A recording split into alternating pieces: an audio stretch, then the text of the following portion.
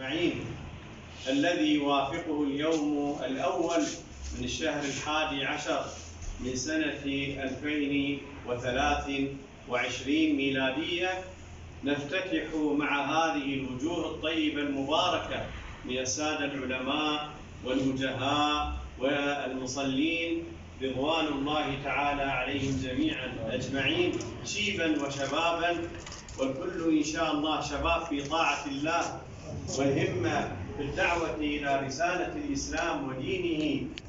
نعم، نفتتح هذا الصرح الإيماني الكريم في محافظة كركوك في جامع سيدنا محمد رسول الله. صلوا على صاحب التاج والمعراج سيدنا محمد صلى الله عليه وآله وصحبه وسلم.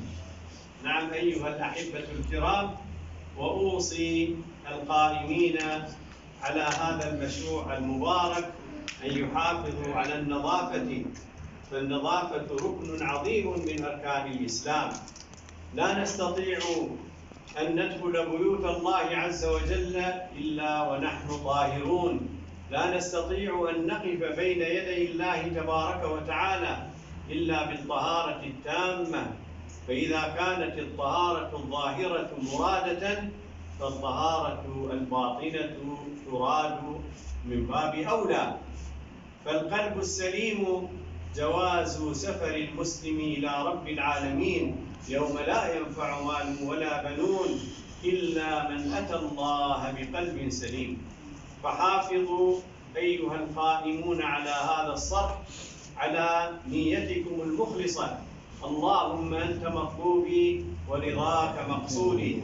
وحافظوا على النظافة الظاهرة والباطنة، ولا تردوا أحدا يأتي إلى هذا المكان إلا وتكرموه بما مكنكم الله عز وجل فيه من طعام.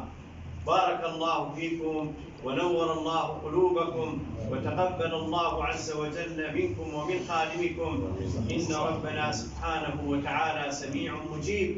وصلى الله وسلم وبارك على سيدنا ومولانا محمد وآله وصحبه أجمعين، والحمد لله رب العالمين.